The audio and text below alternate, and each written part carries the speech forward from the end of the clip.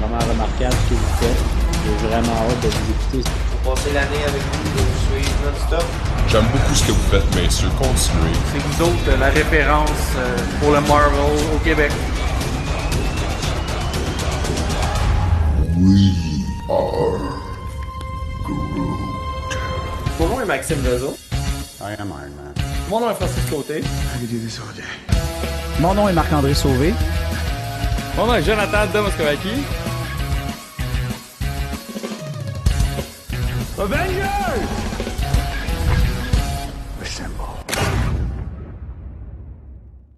Bienvenue en Jazz Marvel. Mon nom est Maxime Vezo. Mon nom est Francis Côté. Mon nom est Jonathan Domoskovaki.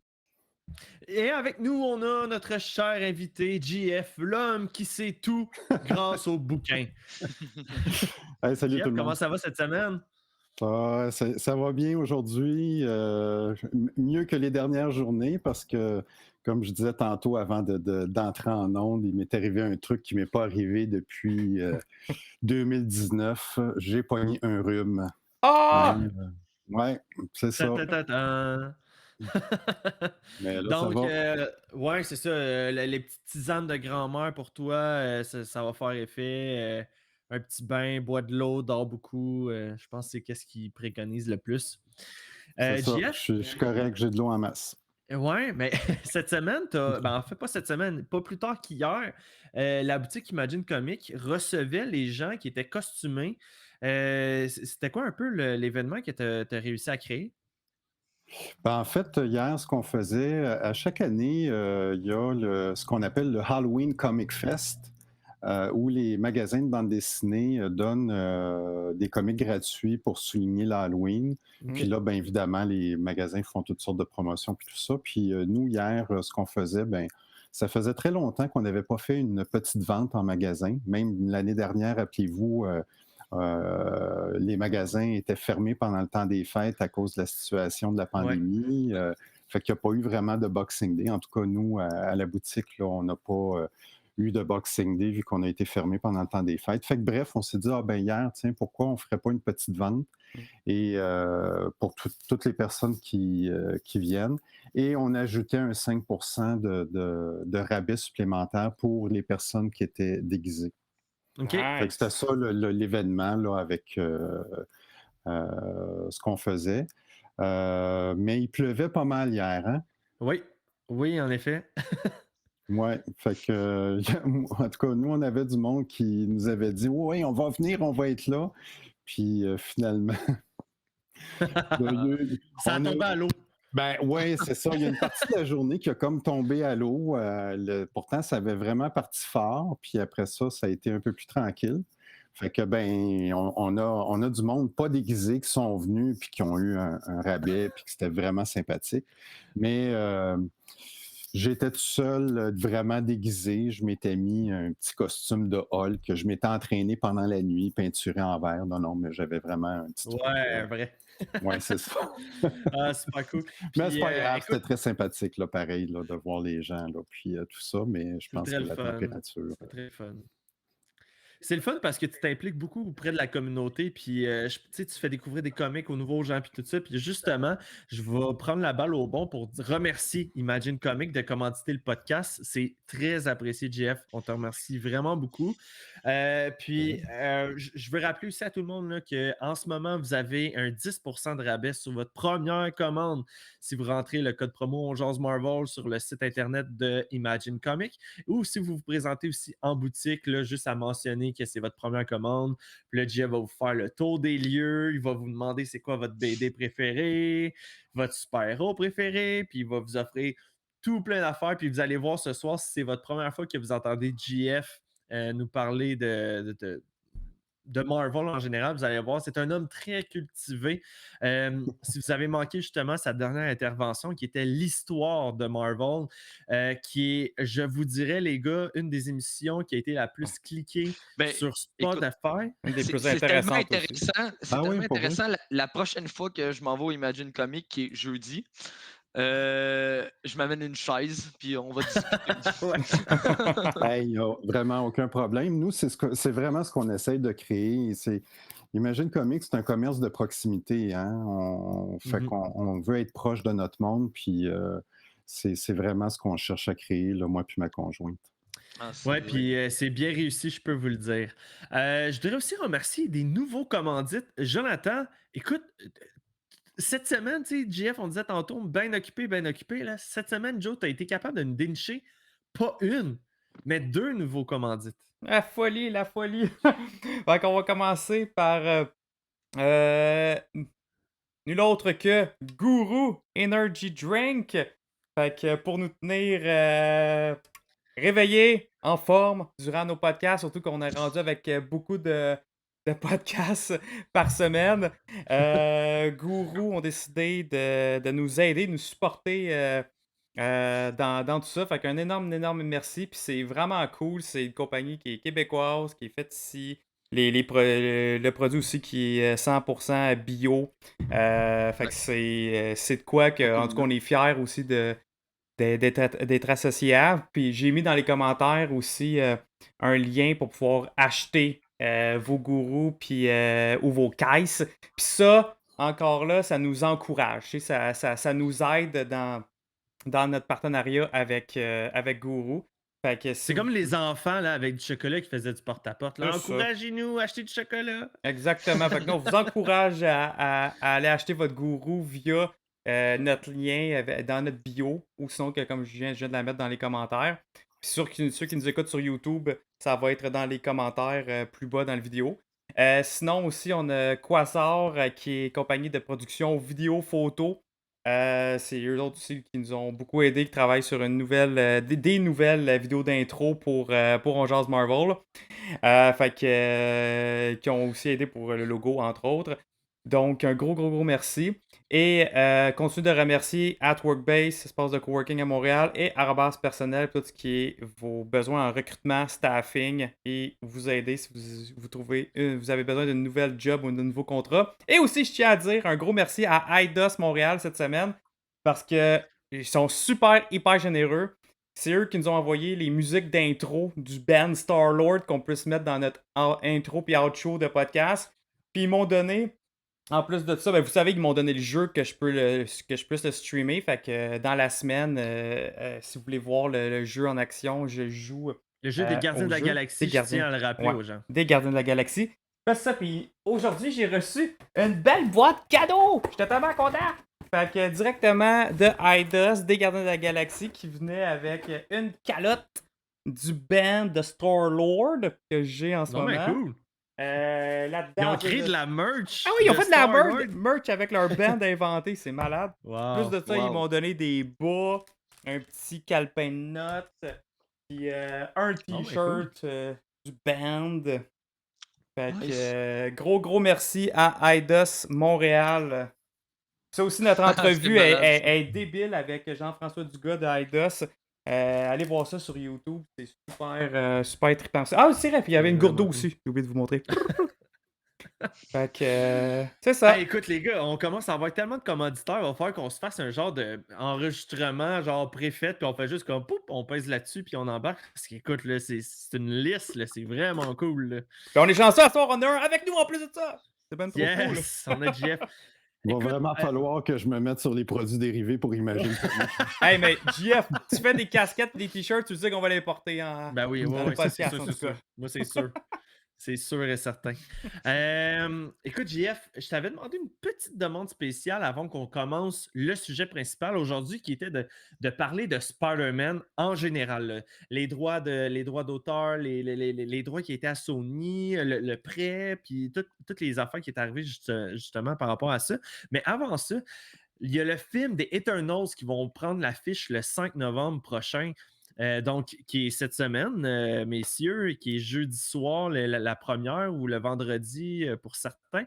Et je sais que l'équipe d'Ongeance Marvel va être présent le samedi au Colossus de Laval pour les représentations, que ce soit en français ou en anglais. Puis, JF, je t'ai demandé si tu pouvais peut-être juste nous glisser un mot sur l'histoire des comics de Eternals, parce que c'est pas quelque chose qui court les rues. Ben, effectivement, puis même, je trouvais, quand j'ai su que Marvel se lançait dans le projet des Eternals au cinéma, j'ai eu un peu la même réaction que, rappelez-vous, quand ils avaient annoncé Les Gardiens de la Galaxie.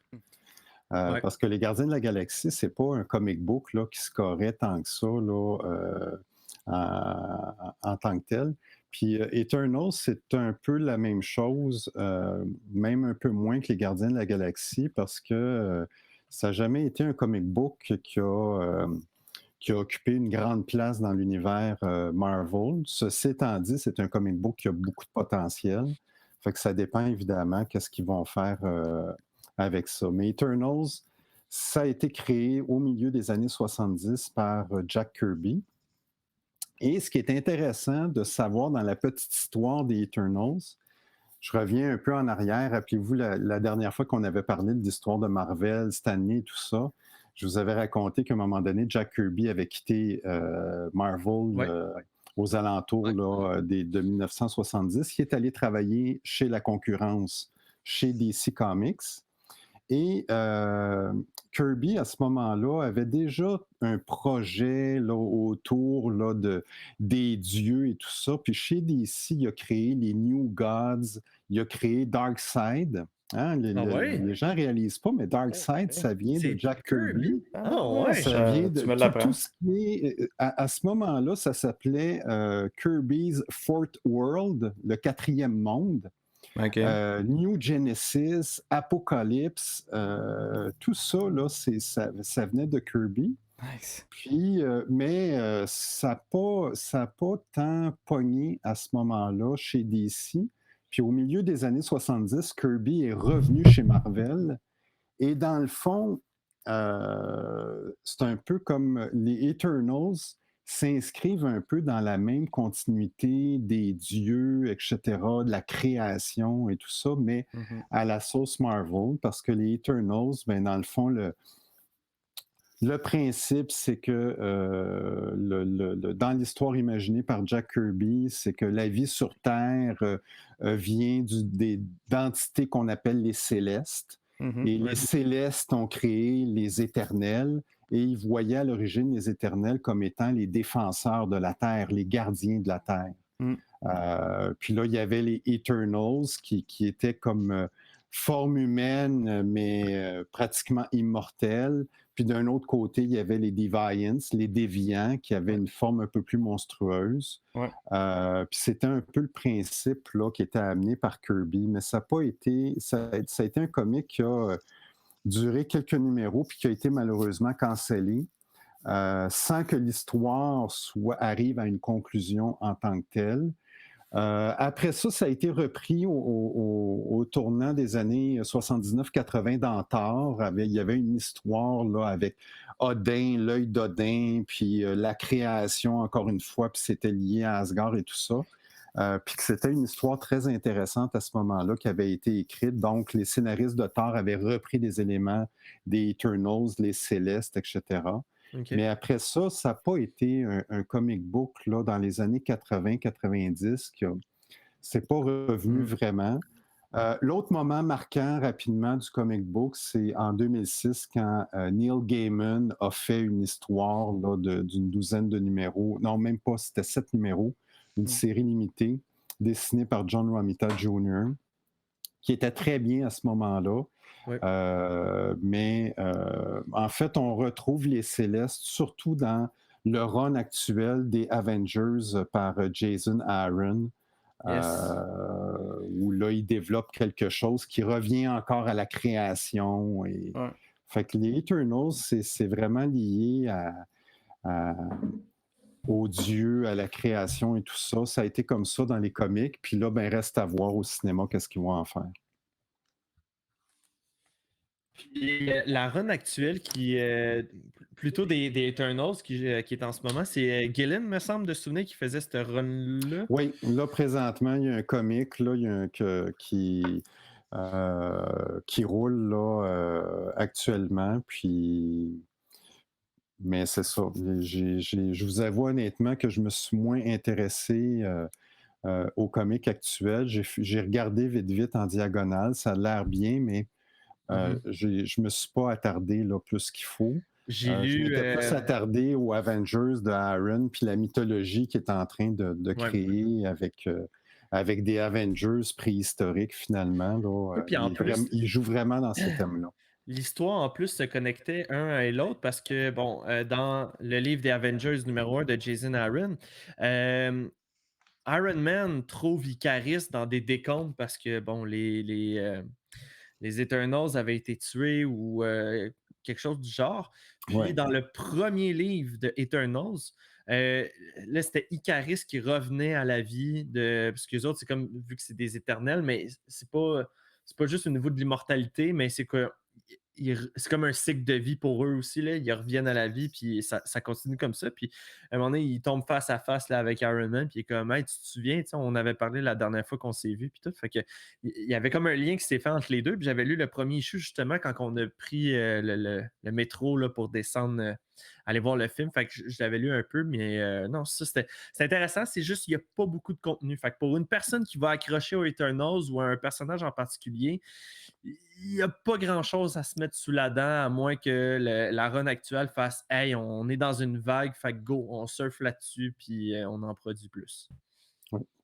Puis ben, c'est ça. Puis après ça, ben, ça va être un peu comme les Gardiens de la Galaxie, hein, parce que je vous dirais que quand les Gardiens de la Galaxie a cartonné au cinéma, ça a paru tout de suite dans la vente des comics. Ouais. Il y a eu comme un engouement, il y a eu quelque chose là qui s'est passé, mais c'est vraiment le succès du film et puis la qualité du film qui a amené ça. Sinon, ben, les Gardiens de la Galaxie, puis tout ce qui est cosmique, c'est quand même une niche très particulière dans les comics, qui n'est pas accessible à tout le monde nécessairement. Mais il y a des fans vraiment qui accrochent, et puis il y a des histoires vraiment de qualité là-dedans. Mais moins dans le mainstream comme les Avengers ou tout ça. C'est vrai. Fait que là, on va se pencher sur le sujet qui nous intéresse le plus, le tisseur de toile préféré de tout le monde. Oh oui. Peterman! Parker! Ouais, c'est ça, je m'en allais dire, ça sonnait vraiment comme ça. Donc, JF, tu nous as concocté une émission spéciale aujourd'hui de Spider-Man parce que le film Spider-Man No Way Home va sortir au mois de décembre. Nous, ici, à On Jase Marvel, on va commencer la fameuse run là, avec les films de Sam Raimi, The Amazing Spider-Man. C'est toi qui start ce beau marathon-là aujourd'hui. Donc, d'entrée de jeu, tu voudrais nous parler de quoi? Ben, en fait, faire un peu l'histoire du personnage, puis faire des parallèles entre le développement du personnage dans les comics, puis le développement du personnage à la télévision, puis au cinéma. Parce que avant de voir, par exemple, la trilogie de Sam Raimi au début des années 2000, en fait de 2002 à 2007, ça a été plusieurs aventures rocambolesques. En fait, ça n'a pas été simple là, d'amener Spider-Man au cinéma. Il y a eu plusieurs tentatives. Les droits ont été détenus par quelques studios avant que Sony récupère les droits par l'intermédiaire de Columbia. Puis parallèlement à ça, les comics ont évolué, puis je vous dirais que Spider-Man, c'est un peu Marvel, puis Stan Lee et Steve Ditko, quand ils ont créé Spider-Man au début des années 70, 60, quand Spider-Man est arrivé, en fait, à l'automne 1962 dans Amazing Fantasy numéro 15, puis que ça a été un succès pas mal instantané, même si c'était une araignée, hein, parce que le patron de Stan Lee, à l'origine, disait hey, voyons donc, une araignée. Ça, je savais. Tout le monde a peur de ça, fait qu'il n'était pas question qu'il donne sa série, fait que c'était Amazing Fantasy numéro 15. On va tester le personnage, puis ça vraiment... Ça a eu un succès qui a permis tout de suite, au printemps 1963, à Spider-Man d'avoir sa propre série. Il y a plusieurs ingrédients qui ont fait de ce personnage-là un succès, mais ces ingrédients-là, dans le temps, vous allez voir que causent beaucoup de maux de tête à Marvel. Puis dans l'histoire des comics, il est arrivé comme plusieurs trucs, comme si Spider-Man, avec les années, est devenu une espèce de patate chaude pour Marvel, où ils cherchent la recette. C'est comme s'ils ont trouvé la recette gagnante, ils l'ont perdue, ils essayent de faire une autre recette, ça a de l'air à fonctionner, ils la perdent encore. Et puis on dirait qu'au cinéma, ça a été aussi un peu ça, parce que, bon, avant la première trilogie de Sam Raimi, ben, il y a eu des tentatives. Ouais, Spider-Man japonais, là. Oui, Ben effectivement, oui, c'était une exactement. tentative. Oui, c'est ça. Puis il y a eu, fait qu'il y a eu des trucs. Après ça, il y a eu la version de Mark Webb avec Andrew Garfield dans le rôle de Spider-Man. Puis là, on semble avoir quelque chose avec Tom Holland, là. On semble vraiment avoir de quoi là, qui est gagnant. Mais il y a comme plusieurs parallèles à ça que j'ai le goût de vous présenter ce soir. Puis qui sait, peut-être que vous apprendrez quelques trucs ou deux, ou que j'en les suis gens certain. qui nous écoutent Ouais, je suis pas vont mal sûr apprendre que quelques oui. trucs ou deux. Mais je commence au commencement. Quand Spider-Man arrive à l'automne 1962, quels sont les ingrédients de ce succès-là? Ben, première des choses, contrairement à un paquet d'autres super-héros, Spider-Man, c'est un adolescent. Première clé importante du succès, c'est un adolescent, puis vous allez voir plus tard que ça va aussi être une espèce de prison que Marvel s'est auto-créée en prenant un adolescent comme super-héros. Mais je vais y revenir là, tout à l'heure. C'est un adolescent. Il est hanté par la tragédie. Ce qui était quand même contraire à quelque part les super-héros Marvel à ce moment-là. Hein. Hulk, c'est une expérience qui a mal tourné. Les Fantastic Four, c'est les rayons cosmiques, c'est une expérience qui a mal tourné. Iron Man, c'est quelque chose qui a mal tourné. Mais Peter Parker est un peu responsable de la mort de son oncle. Fait que ça, c'est une tragédie qui va le hanter tout le long. Et ça fait en sorte que c'est un personnage qui, évidemment, qui a un sentiment de culpabilité quasi omniprésent, même que par moments, ça en est fatigant, petite opinion personnelle. Mais a également un sens des responsabilités très développé. Mais ça fait un personnage qui se sent jamais à la hauteur. Il est tout le temps dans le doute, il est tout le temps. Puis, autre chose qui était un nouvel élément qui à l'époque, on a un super-héros qui parfois il en mangeait toute une. Spider-Man, des fois, il gagnait pas tout le temps, il perdait. Puis il en mangeait des maudites, puis il se relevait, puis il se reprenait. Puis même quand il gagnait, même quand il réussissait quelque chose, il était toujours un éternel incompris parce qu'il y avait la police sur le dos, il y avait Jonah Jameson sur le dos avec les médias, avec le Daily Bugle. Donc, c'est comme s'il était continuellement pris dans un no-win situation. Il ne pouvait jamais gagner. Même quand il gagnait, il perdait quelque chose. Même quand il sauvait la veuve et l'orphelin, il avait perdu quelque chose en retour. Il avait scrappé une relation avec un de ses proches ou une de ses proches. Il avait manqué un rendez-vous avec sa blonde. Il avait manqué quelque chose avec... Exactement. Il avait manqué quelque chose avec Tante May. Fait qu'autant... Il décevait quelqu'un tout le temps. Exactement. Fait qu'autant... Quand j'entends ça, puis je me dis, je sais pas, JF, si t'as déjà joué au jeu de PlayStation, de sa PlayStation de Spider-Man, mais j'entends juste J. Jonah Jameson. Oui. Ouais, il a sauvé le quartier, mais il a laissé toutes ses toiles traîner partout. Tout le temps de quoi? Il y a tout le temps quelque chose. Puis le paradoxe, c'est que tu as un super-héros qui a un sens des responsabilités exemplaire, mais dans sa vie personnelle, c'est quelqu'un qui est jamais à l'heure, il manque des rendez-vous, il n'est pas là quand c'est le temps. Des problèmes d'argent. Puis il y a des problèmes d'argent. C'est pas facile ses études, c'est pas facile. Fait que tout ça, ça parlait énormément aux adolescents américains qui vivaient, qui étaient mal dans leur peau, qui vivaient constamment, chaque journée, sans être un super-héros, mais se sentaient pas à la hauteur, se sentaient pas à la hauteur en classe, se sentaient pas à la hauteur avec leurs parents, essayent de faire de quoi, ça déçoit leurs parents, etc. Fait qu'on a vraiment tous ces ingrédients-là, l'espèce de prototype qui fait que Spider-Man, dès le début, a eu un succès très fort. Puis, ben, là, le look, au départ, ben, c'était Steve Ditko qui a amené ça, puis un Spider-Man un peu avec des poses un peu plus araignées, puis avec beaucoup de toiles sur son costume et tout ça. Parallèlement à ça, ben, Marvel voit bien que, puis Stan Lee en tête voit bien qu'il y a de l'argent à faire avec Spider-Man. Et là, dès les années 60, il y a des tentatives pour ramener Spider-Man au grand écran. OK.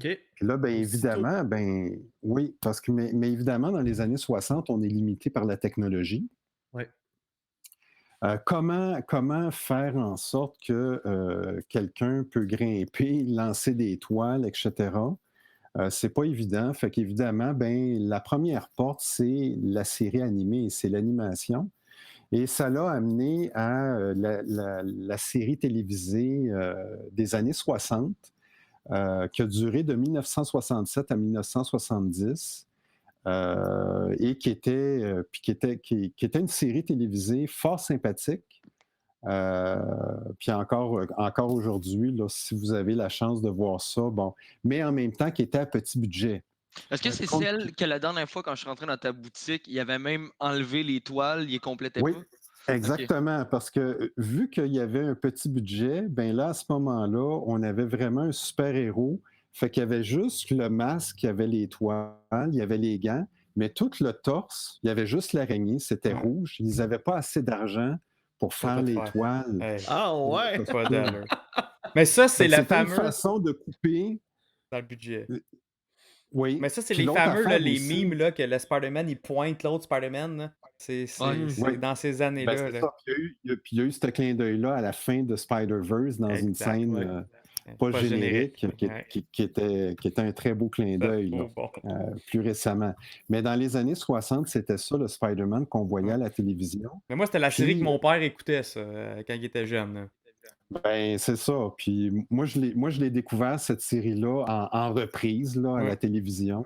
Mais moi, je me rappelle quand j'étais petit, moi, je ne voyais pas là, que c'est tous les défauts de cette série-là. Mhm. Bon, je ne comprenais pas pourquoi son corps n'avait pas d'étoiles tout partout, mais je ne voyais pas quand même. Puis je ne comprenais pas aussi, parce que le gag classique de cette série-là, tu vois Spider-Man dans le ciel, il lance sa toile, mais Ouais. il s'accroche après quoi? Rien. C'est ça. Au nuage. C'est comme. Puis là, Ça arrive t'as encore l'image qui aujourd'hui, défile ça. en arrière, tu sais. T'as comme. ouais. Mais ça c'est cool parce que dans le jeu Spider-Man PS4, ils ont corrigé ces genres d'erreurs-là dans les jeux. Ça veut dire que si tu es au-dessus des immeubles, tu peux pas t'agripper de nulle part. C'est bon, c'est un bon c'est détail. ça. Mais dans la série animée des années 60, il faisait avec ça, mais Après un nuage. ça a donné quelque chose de très sympathique. Et ce que les gens ne savent pas, c'est que cette série-là était une production canado-américaine. OK. Parce que l'animation était faite aux États-Unis et les voix étaient faites au Canada. Oh. Donc, Nice. les gens qui font les voix dans la série, fait que c'était vraiment une production, c'était pas strictement américain, Marvel, ou ben, c'était le réseau ABC qui diffusait cette série-là là, à la fin des années 60. OK. Puis le Spider-Man qu'on voit, ben, puis les personnages, tout ça, bien évidemment, sont inspirés de toutes les créations de Stan Lee, Steve Ditko, les vilains qu'on voit et tout ça. C'est juste que la voix de ce Spider-Man-là, il a l'air d'avoir genre 35 ans. Là. Au lieu d'être un jeune ado. Là. Oui. Puis on retrouve dans cette série-là Peter Parker qui a des problèmes d'argent, puis il essaie de faire son gros possible, puis etc. Dans l'évolution de Spider-Man aussi, c'est aussi une évolution. Je vous disais tout à l'heure que le début de Spider-Man est marqué par la tragédie. ben, c'est un personnage qui va être marqué par la tragédie pendant son histoire. Puis c'est un des seuls personnages Marvel, en tout cas à cette époque-là, ou en tout cas dans les années 70 particulièrement, qui a été marqué par la tragédie à ce point-là. Je vous explique. Mais juste avant, j'ai oublié un petit détail. Steve Ditko a dessiné Spider-Man, a été responsable de son look dès le départ, mais il y a eu une autre évolution au milieu des années 60 quand John Romita est arrivé Ouais. sur, sur Amazing Spider-Man, parce que là, il a vraiment amené un look beaucoup plus athlétique. OK. Une toile plus espacée là, sur le costume. Puis John Romita lui-même disait, moi, je veux m'assurer que Spider-Man, quand on le voit, il est comme jamais debout, il est agrippé à quelque part, il y a des positions, etc. Fait que John Romita, au milieu des années 60, a eu vraiment un mot à dire important au niveau du look du comic book. Puis avec John Romita est arrivé Mary Jane Watson. De mémoire, là, c'est le premier dessinateur qui a dessiné Mary Jane. Et toutes sortes d'histoires là, qui sont venues avec. Là. OK. C'est intéressant. En 1970, quand je vous parlais de tragédie, ben, le début des années 70 amène deux tragédies dans la vie de Spider-Man. Bon, à ce moment-là, il sort avec Gwen Stacy. C'est son grand amour. Et évidemment, ben, il est dans toutes sortes de situations où il y a des absences, mais il ne peut pas les expliquer, ou il y a des blessures, il ne peut pas les expliquer parce qu'évidemment, ça serait révéler son identité secrète. Puis à un moment donné, ben, il est indirectement responsable de la mort du père de Gwen Stacy, qui est un capitaine de police, qui était le capitaine Stacy. Puis, quelques temps après, il y a coup de théâtre dans la série Amazing Spider-Man avec la mort de Gwen Stacy aux mains du Green Goblin. Ouais. Et ça, c'était vraiment à l'époque un sacré coup de théâtre parce que les comic books ne nous avaient pas habitués encore à une perte comme ça. Okay? De mémoire, là, il n'y a aucun super-héros qui a connu une perte comme ça dans son comic book. Puis, il y avait vraiment, comme dans l'équipe éditoriale à l'époque, le besoin de donner comme un électrochoc à la série parce que, bon, les ventes allaient bien, mais il y avait quand même, il faut qu'il se passe quelque chose. Puis, l'autre élément aussi, je vous disais tout à l'heure que la grande trouvaille de Spider-Man, c'est que c'est un adolescent. Mais l'effet pervers de ça, c'est que Peter Parker ne peut pas rester un adolescent toute sa vie. Fait que là, qu'est-ce qu'on fait? Parce que le lectorat, lui, il vieillit. Ouais. Le lectorat, lui, il n'est plus à l'école secondaire, il est rendu à l'université, où le lectorat, à un moment donné, il n'est plus à l'école primaire, il est au high school. Après ça, qu'est-ce qu'on fait pour faire vieillir un adolescent ou qu'est-ce qu'on fait pour... Fait que là, on ne veut pas qu'il devienne un adulte, on veut garder la portion adolescente, on veut garder les relations avec les amis, avec les blondes, bon, etc., parce que ça fait partie les problèmes d'argent, parce que ça fait partie du succès de la série. Fait que qu'est-ce qu'on fait à ce moment-là pour créer des électrochocs? Ça fait un certain nombre d'années qu'il sort avec Gwen Stacy. Ben voilà, il y a eu la décision éditoriale qui a été prise de tuer Gwen Stacy. OK. Hey, et ça, à l'époque, là, pour paraphraser un de mes bons amis, ça hurlait dans les chaumières. Dans les chaumières. Écoutez, Marvel recevait des lettres de menaces. Ça a vraiment été une décision qui a... Évidemment, ça a été au niveau des ventes. Tout le monde s'est garoché, là. Ça a été... Mais évidemment, ça a été une décision qui a été très contestée. Les gens n'étaient pas contents, etc. Puis, bon...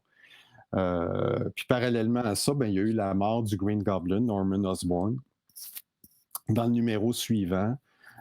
Fait que là, on perdait quand même un vilain qui était majeur à ce moment-là et un vilain qui connaissait l'identité secrète de Peter Parker. Fait que ça ajoutait au drame là, dans la série. Puis parallèlement à ça, ben Stan Lee, lui, il continue de pousser puis essayer de pousser pour que Spider-Man soit repris par un studio de cinéma, un studio de télévision, quelque chose. Et dans les coulisses, il continue là, de pousser ça là, parce comme je vous avais dit l'autre fois, Stan Lee avait des ambitions hollywoodiennes. Fait que là, il essayait coûte que coûte, mais à cette époque-là, puis ça a duré dans les années 70, dans les années 80, 90, on dirait que les gens qui prennent les décisions dans les studios de cinéma ont de la difficulté à comprendre l'essence des comic books, ont de la difficulté à comprendre, puis ils regardent un peu les comic books, disant « Ah oui, c'est intéressant, mais nous, on verrait plutôt une autre origine, ou on verrait plutôt une autre affaire ou une autre. » Puis évidemment, au cinéma, les studios sont également pris avec des contraintes budgétaires que les comics n'ont pas. Je veux dire. Ouais, tu peux mettre dans les n'importe quel comics, personnage avec des explosions. Tu peux faire n'importe quoi dans les comics.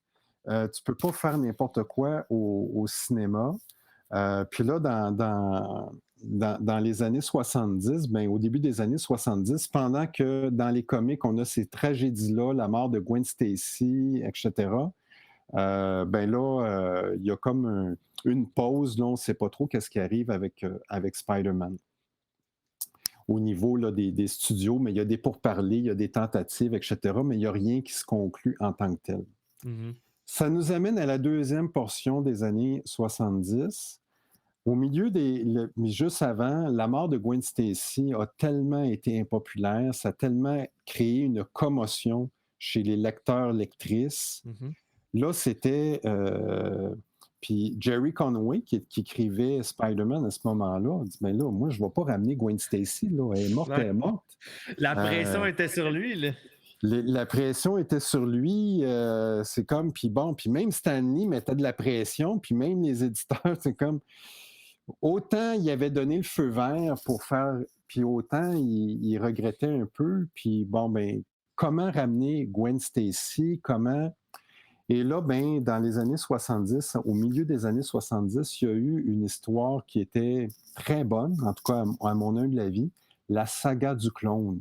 Oui, avec Ben Reilly. Ça a marqué les esprits dans les années 70 parce que là, il y a je me rappelais plus que ça avait commencé aussitôt. Dans ma tête, c'était comme des années fin 80, début 90. Attends, il y a eu une deuxième saga du clone, je vais y arriver tout à l'heure, mais la première saga du clone en 1975, ça a été une manière détournée de ramener à quelque part Gwen Stacy, parce que là, la prémisse, c'était que à l'école de Peter Parker et compagnie, il y avait un professeur qui était vraiment très entiché de Gwen Stacy et pour qui la mort de Gwen Stacy, ça n'a pas passé, pas en tout. Et là, il s'est créé un personnage du chacal, puis là, par des manipulations génétiques, il a décidé de créer des clones, puis il a créé un clone de Gwen Stacy, il a créé un clone de Peter Parker, et là, ça a donné... Puis à travers tout ça, là, il y avait plein de trucs dans les comics qui étaient très intéressants parce qu'à travers la saga du clone, après la mort de Gwen Stacy puis la mort du Green Goblin, là, on a vu la première apparition du Punisher. Peu de temps après, dans Amazing Spider-Man 129. Il y a eu Harry Osborn qui a décidé de reprendre, de devenir le nouveau Green Goblin puis de suivre les pas de son père. Fait que la série Spider-Man ne manquait pas de rebondissements et de drames. Puis pendant ce temps-là, à la télévision puis au cinéma, il ne se passait rien pantoute. Jusqu'à temps que, il y a eu le développement en deuxième portion des années 70. Il y a eu comme deux projets en parallèle. Il y a eu un développement pour la télévision américaine, la série télévisée de Spider-Man. qui étaient d'abord des téléfilms. Hein. À l'époque, c'était comme... Il y avait des séries télévisées, mais il y avait aussi des films faits pour la télévision. Puis parallèlement à ça, ben, il y a un studio japonais qui avait aussi acquis les droits de Spider-Man. Ouais. Là, on est vraiment là, dans les années entre 77 et 81. OK? Au Japon, c'est 1978-79 à peu près. Là, ils ont fait de quoi? Fait que ça a été le Japanese Spider-Man. Puis là, il y avait un costume vraiment là, avec des yeux là, très plus petits, puis une espèce de bracelet au poignet. Ouais. Et, manga. Il y avait même un Megazord. Un Megazord. Oui, et lui, son origine, là, c'était vraiment là, le personnage s'était fait injecter du sang d'araignée qui venait d'une autre planète. Ouais, exact. Fait que son origine venait d'une autre planète. Puis parallèlement à ça, la télévision américaine, ben, on avait un Peter Parker qui était joué par l'acteur Nicholas Hammond, qui se rapprochait visuellement du Peter Parker qu'on retrouvait dans les comics. Puis lui, il avait été, dans la série américaine, il avait été mordu par une araignée. OK. Mais c'était pas un très gros budget. Puis évidemment, ben, compte tenu des moyens technologiques de l'époque, la toile qu'il lançait, ben, en fait, il lançait pas grand toile, première des choses. On le voyait bien plus grimper sur les édifices. Puis on voyait vraiment là, que c'était très sommaire comme effet spécial, là, parce que tu vois bien là, que le cascadeur... Le gars, il était avec la caméra comme ça. Ouais, c'est ça. Tu vois bien, là, quand tu as une prise de vue là, du sol, là, tu vois bien le cascadeur qui fait ça de même, mais dans le fond, il se fait tirer par un câble. Puis quand il attrape des brigands avec sa toile, ce Spider-Man-là, ben, la toile, c'est de la corde là, que tu achètes chez Canadian Tire. Là. Puis je caricature à peine. Là. C'est vraiment...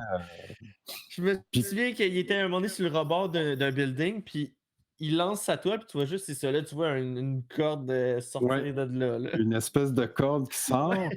Puis même dans la démarche du personnage, moi, ça m'avait marqué à ce moment-là. Puis quand je revoyais ça dernièrement, c'est...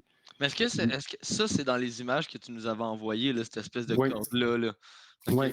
De toute façon, je vais la rajouter au montage, mais je vais le montrer juste pour le live. Là. OK? C'est vraiment une corde. Oui, exactement. Fait que ça, c'est vraiment là. Là, il n'y a pas de lance-toile aux deux poignets. Hein. Il y en a juste sur un bord.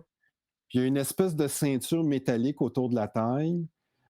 Puis quand il marchait en Spider-Man, il marchait comme ça. Comme s'il essayait de reproduire le mouvement d'une araignée ou on ne sait pas trop. Fait qu'il y avait quelque chose de très cheesy dans cette émission-là. Puis, ben, je vous apprends rien en vous disant que ça n'a pas eu un très grand succès. C'était pas le hit de l'heure. Puis, ouais, ça, je viens de me rappeler, sur Disney+, c'est une série, je pense, qui s'appelle... 616. Ouais, ils en ont parlé. OK, c'est OK. Ben, même Stanley, il en parle de genre cette origine-là, de comment il s'est rendu là.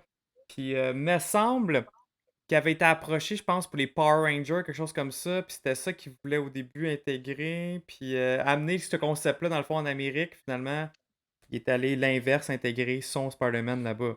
Me semble que c'était ça qu'il expliquait dans... Oui, c'est ça, mais pour le Japanese, moi, ce que je vous parle, là, avec la corde là, que tu montrais, là, on est vraiment dans la série américaine. Ah! OK, je pensais que c'était... OK, Non, c'est vraiment dans la série américaine, aussi, ça. parce que dans le Japanese, c'était vraiment autre chose. Là, il y avait vraiment là, des... Une autre histoire complètement. Ouais, là, OK, fait qu'ils ont fait pas mal de tentatives. Okay. Fait que là, en parallèle, il y avait ça dans 78-79 au Japon, le Japanese Spider-Man, puis la série américaine avec l'acteur Nicholas Hammond.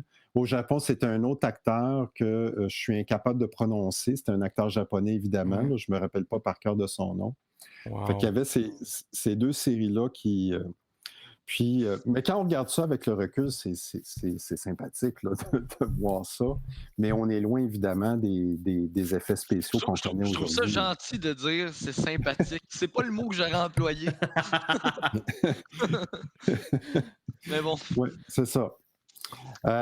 Puis parallèlement à ça, mais dans les comics, Marvel continue à être pris avec Spider-Man vieilli. Tony Stark, il n'a pas ce problème-là. Il est déjà adulte. Exact. Steve Rogers, il n'a pas ce problème-là. Il est déjà adulte. Bruce Banner, nommez tous les super-héros Marvel, puis même les Fantastic Four. C'est sûr que les Fantastic Four, on voit le passage du temps parce que Sue a fini par avoir un enfant, puis bon, il y a le côté vie de famille, mais il y a quand même des éléments, où le Ben Grimm, il reste Ben Grimm. Là. Il est comme Reed Richards reste Reed Richards. Moi, selon moi, là, Jeff, le problème avec Spider-Man, avec Peter Parker, en fait, plus précisément, c'est que tu dis qu'il est pris pour rester un adolescent, mais tu fais le tour vite des fois d'un problème d'un adolescent. Il n'y a pas de loyer à payer, l'adolescent. Il n'y a pas. D'où le pourquoi ils l'ont fait avancer un peu. Puis même dans les films avec Sam Raimi aussi, il fallait qu'il se trouve un travail. Il était à un moment donné, il livrait des pizzas, puis il travaillait pour le Daily Blue. Fait que je comprends à un moment donné l'espèce de transition. Oui, mais exactement. C'est qu'à un moment donné, il faut qu'il avance, il faut qu'il vieillisse. Puis parce que comme le lectorat, lui, il avance puis il vieillit. Ce qui fait que aux alentours à la fin des années 70, ben là, on a Peter Parker qui est visiblement plus vieux, puis c'est très bien. Moi, je pense que jusque-là, il y a une progression normale. Il demande, parce que, bon, évidemment, après la mort de Gwen Stacy, après avoir fait son deuil, il commence à sortir avec Mary Jane Watson. Et vers la fin des années 70, pendant qu'on a le Spider-Man à la TV qui marche comme ça, ben Peter Parker, lui, dans les comics, il demande Mary Jane en mariage.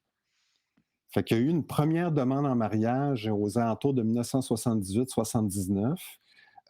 Il y a sa graduation, et il commence même à ce moment-là à avoir des relations avec des relations correctes avec la police parce que, évidemment, il était recherché pour sa participation dans la mort du Captain Stacy et dans la mort de Gwen Stacy. Ouais. Et là, à un moment donné, il y a un comique où il est en quelque sorte exonéré de tout ça. L'enquête révèle que finalement, il n'y a pas de...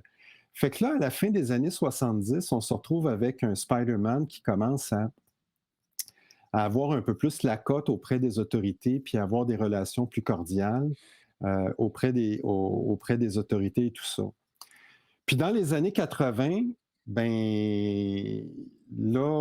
évidemment, les années 80, c'est marqué par le Hobgoblin, c'est marqué par le costume noir, c'est marqué...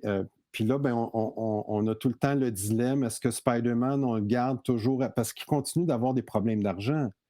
Il continue à avoir de la difficulté à payer son appartement. Il est encore à l'école, sauf que là, il est à l'université. Mais là, le lectorat, il y a une partie du lectorat qui est à l'université, mais il y a une partie du lectorat qui est rendu adulte avec des enfants. Puis je reviens sur la demande de mariage, mais Mary Jane, elle a refusé. Puis là, à ce moment-là, Mary Jane, elle a disparu des comics pendant plusieurs années. Fait que là, Peter Parker n'était plus avec... était plus impliqué avec Mary Jane. Il y a eu d'autres histoires d'amour. Entre autres, c'est là que Black Cat, la chatte noire, est arrivée dans le décor. Il y a eu d'autres trucs comme ça. Parallèlement à ça, à la télévision, au début des années 80, on a une série qui nous arrive qui, à mon avis, est la première série animée de Spider-Man de qualité. C'était Spider-Man and His Amazing Friends. Oui. Où là, Spider-Man, puis ça, je pense, cette série-là, on peut la voir sur Disney+, si je ne me trompe pas. Oui. Où là, Spider-Man est en équipe avec Iceman et Starfire. Starfire, à l'époque, qu'on ne connaît pas vraiment, là, c'est une mutante là, qui... mais exactement. C'est ça ici, là. Oui.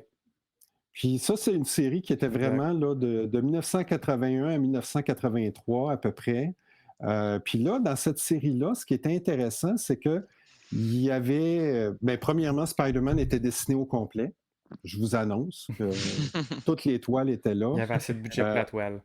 Il y avait assez de budget pour la toile sur le costume. Il y avait assez de budget pour y payer un costume complet. Puis, il y avait des caméos qui étaient le fun parce qu'à un moment donné, il y a une histoire avec Hulk, il y a une histoire avec Captain America, il y avait d'autres super-héros là, qui entraient dans la série. Puis, fait que c'était vraiment intéressant. Puis, parallèlement à ça, ben, à Hollywood, il y a un studio qui réussit à acquérir les droits. Et ce studio-là, c'est Canon. Mais Canon, à l'époque, est quand même reconnu pour des films à petit budget. Hein. Canon, à ce moment-là, au milieu des années 80, ils ont fait Superman 4, The Quest for Peace, qui est un film... en tout cas, si vous le voyez, ben, c'est pas très bon. Un film à oublier. Ben, je sais pas comment dire. Puis même au niveau des effets spéciaux, dans le combat de Superman, on voit les fils là, quasiment. Là, fait que si on porte attention, on voit les trucages. Mais en même temps, Canon avait vraiment des intérêts pour Spider-Man, pour faire quelque chose d'intéressant avec Spider-Man. Et ils ont même fait à l'époque, en 1988, une affiche promotionnelle du film qui, à mon avis, était très bien réussie. Je ne sais pas si tu peux... Ouais. Exactement.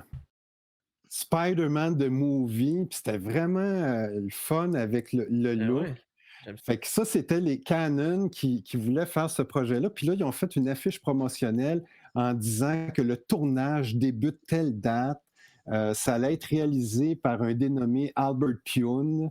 Mais le seul problème, c'est qu'à ce moment-là, Canon a des difficultés financières.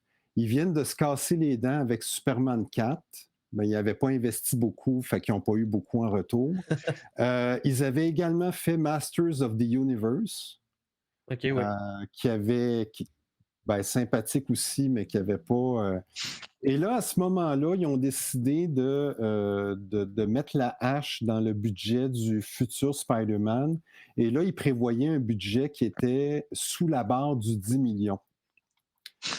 C'est sûr qu'à ce moment-là, c'est une somme quand même importante, mais pour un super-héros qui nécessite des effets spéciaux quand même importants, puis ben, en plus, ben, c'était une compagnie qui avait des difficultés financières et ils étaient liés par contrat parce qu'il y avait quelque chose dans la clause que s'ils ne faisaient pas un film avant telle date, avant telle année, ils perdaient les droits à ce moment-là. Je crois que c'était 1990, 91 ou quelque chose comme ça, et le film n'a jamais eu lieu. Il y a eu l'affiche promotionnelle, mais jamais de film. Il n'y a jamais eu de film, il n'y a aucune caméra qui a tourné pour faire une prise de vue sur ce film-là. Même s'il y avait une très belle... Puis là, il y avait une très belle affiche pour annoncer ça s'en vient, la promotion, etc. Ouais, c'est ça. J'essayais de trouver, voir s'il n'y avait pas une date, une année. En fait, tout ce qu'il y a, c'est Start 14 novembre. Oui, c'était prévu pour le tournage, mais ça n'a jamais eu lieu. Puis là, parallèlement, dans les comics, à la fin des années 80, ben là, on veut donner un boost toujours dans Spider-Man. C'est comme si Marvel cherche encore une fois l'espèce de recette. Comment faire vieillir le personnage et que ça reste intéressant, puis pour que ça suive le lectorat.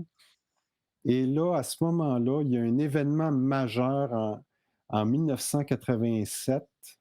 87-88, il y a un événement majeur dans la vie de Spider-Man. Mary Jane est revenue dans sa vie quelque temps avant. Et là, Peter Parker, pour une deuxième fois, fait une demande en mariage à Mary Jane. Et là, cette fois-ci, Mary Jane accepte. Et là, rapidement... Dans un Amazing Spider-Man Annual, on a le mariage de Peter Parker et Mary Jane Watson. Et ça a été un gros événement parce qu'évidemment, ça a vendu beaucoup de comics, les gens, etc. Mais en même temps, ça aussi, ça s'est avéré. Puis ça plaisait à une partie du lectorat parce que n'oubliez pas que le lectorat vieillit avec les comics, mais n'oubliez pas que c'est plus facile de vieillir avec Tony Stark qui est adulte, puis tu sais jamais quand est-ce qu'il est plus adulte, ou en fait, il va toujours être adulte. Puis Spider-Man, lui, évidemment, il y a des marqueurs de temps.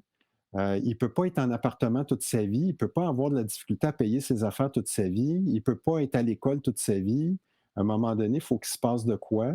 Puis même que dans les années 80, en deuxième partie des années 80, Peter Parker prend la décision de quitter l'université, uniquement de travailler comme photographe, etc., etc. Puis il finit par se marier là, à la fin des années 87-88.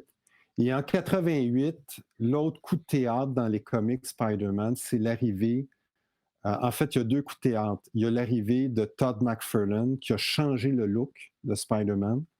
Ça, pour moi, ça a été... Autant John Romita a amené une révolution dans le look du personnage, Todd McFarlane, quand il est arrivé, il a amené aussi sa révolution dans le look du personnage.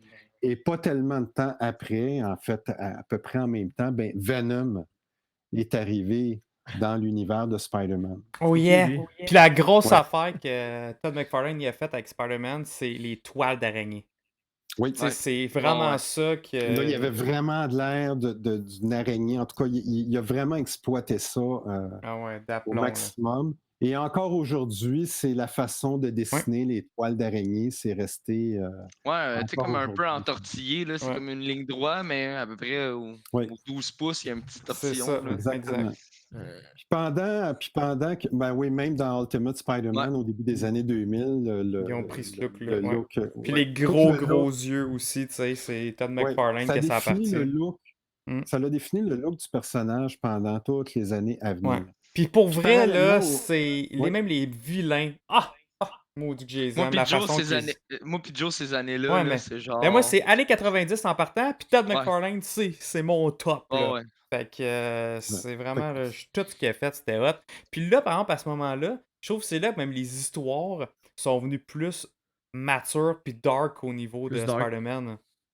Il y a eu, en fait, dans les années 80, il y avait quand même une certaine... il y avait quand même un côté sombre puis une certaine maturité. Puis il y a plein de beaux bijoux d'histoire dans les années 80. Je me rappelle, entre autres, d'une histoire... je ne me rappelle pas le titre exact, mais c'était un jeune qui était en phase terminale de cancer. Ah oui, je me rappelle. Qui était un fan fini de Spider-Man. Je me rappelle. Puis il est sur le point de mourir. Puis là, Spider-Man va lui rendre visite.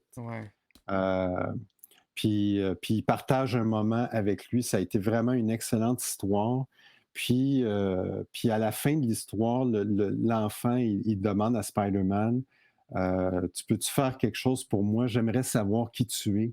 Exact. Et puis Peter Parker, il enlève son masque parce que dans le fond, il sait que le jeune, il va partir, il va mourir le lendemain ou le surlendemain, puis il va partir dans sa tombe avec ce secret-là, finalement. Mais il y a plein de bonnes histoires dans les années 80. Mais dans les années 90, il y a comme une espèce de courant qui touche tous les comic books en général. C'est comme si ce qui est à la mode dans les années 90, c'est les super-héros badass. À un moment donné, Venom est plus populaire que Spider-Man. Carnage est plus populaire. Punisher est très populaire. Même à un moment donné, même chez la concurrence, on décide de briser le dos de Batman puis de le remplacer par un Batman qui est féroce, qui est sadique, qui est... Ah, c'était les belles années. Tu me parles de tout ça, j'ai des frissons. Les belles années, ça. Il y avait vraiment comme un mouvement là, de... Puis, mais pendant les années 90, la série Spider-Man, ben, l'arrivée de Todd McFarlane, puis à ce moment-là, les histoires étaient écrites par David Michelinie. Oui. Ben, Spider-Man se vend bien, puis se vend tellement bien que Marvel décide de puiser dans la vache à lait le plus possible, puis même que le mensuel Amazing Spider-Man devient à chaque 2 semaines. Fait que là, pour suivre l'histoire, il fallait plus que tu achètes ton comic à tous les mois. Il fallait que tu l'achètes aux 2 semaines. Pendant un certain temps, Spider-Man était publié. Comment ça Des fois, coûtait il était cher, hein? mensuel, après ça, aux 2 semaines, etc. Puis là, il y avait vraiment... Puis il y avait des bonnes histoires, mais à un moment donné, à force d'écrire et d'écrire, ben, tu dilues, à force de publier, je pense que tu dilues le produit. Puis là, ben, pendant la première partie des années 90, c'était un peu la même rengaine dans les comics de Spider-Man, hein? Le mariage, la découverte de ce mariage-là, mais à un moment donné, les scénaristes ne savaient plus quoi faire avec ce mariage-là. Ouais. Puis là, il y avait des tensions dans le couple parce que ben Peter, il n'est jamais là, il est toujours parti en train de combattre le crime. Mary Jane, elle s'inquiète. Oui, mais t'es où? Quand est-ce que tu reviens? Je ne sais pas quand est-ce que je vais revenir. Ne m'attends pas pour souper. Puis il part. Puis là, Mary Jane, désemparée, elle ne sait plus quoi faire. Elle commence à fumer. Oui, on le voit dans Maximum Carnage, elle est tout le temps en train de recommencer à fumer. Puis là, Peter Parker, il revient. Qu'est-ce que c'est ça? Comment ça se fait que tu fumes? Puis là, c'est une dépendance. Oui, mais toi, tu as bien une dépendance à ton Spider-Man. Et là, il y avait des espèces de tensions entre les deux. Et je me rappelle de lire des dialogues, dire faudrait que tu arrêtes de fumer, faudrait que tu arrêtes d'être Spider-Man. Ouais. Puis là, à un moment donné, c'est à ce moment-là, elle savait que c'était Spider-Man. Ah oui. oui, Ben ben oui. oui. Ok. Oui. Non, mais en Dans même les temps, moi, je années- trouve ça quand même bien. C'est des problématiques que tu peux vivre dans ton couple, là. Fait que, Ah, ben oui. comme moi, que Ben ma oui. blonde a dit, hey là, ton D'être podcast, là. Spider-Man, ça arrive dans mon couple, ça. hein. Ben ouais, moi aussi. Lâche tes super-héros, là. C'est ça, tu sais. Ben, il y avait tout ça, tu sais. Puis parallèlement à ça, au cinéma, bien évidemment, Canon, il ne s'est rien passé. Ouais. Et là, pendant les années 90, il y a toutes sortes de tergiversations. Il y a un studio de production dans lequel James Cameron est impliqué. Ah, Et là, ouais. James Cameron, le seul et l'unique, travaille sur un script parce qu'il est intéressé à faire Spider-Man. Oh. Puis là, il travaille là-dessus dans les années 90. Sauf que, rappelez-vous, ce que je disais tout à l'heure, les studios de cinéma, historiquement, ont souvent eu des difficultés à comprendre le comic book. Puis là, il y a tout le temps comme une espèce de réflexe de dénaturer le comic Ouais. book, dire oui, mais c'est bon dans le comic, mais au cinéma, si on À fait Hollywood, ça marche de serait même. meilleur. Ouais. Puis là, James Cameron, un des premiers scripts qu'il aurait fait, ouais, il respectait l'origine de Spider-Man, mais là, il voulait insérer Electro là-dedans, Sandman, mais c'était pas vraiment les mêmes personnages, c'était pas vraiment les mêmes origines, il n'y avait même pas les mêmes noms, je crois. Puis là, les décideurs du côté de Marvel, puis Stan Lee en tête, ben, ils n'aimaient pas ça.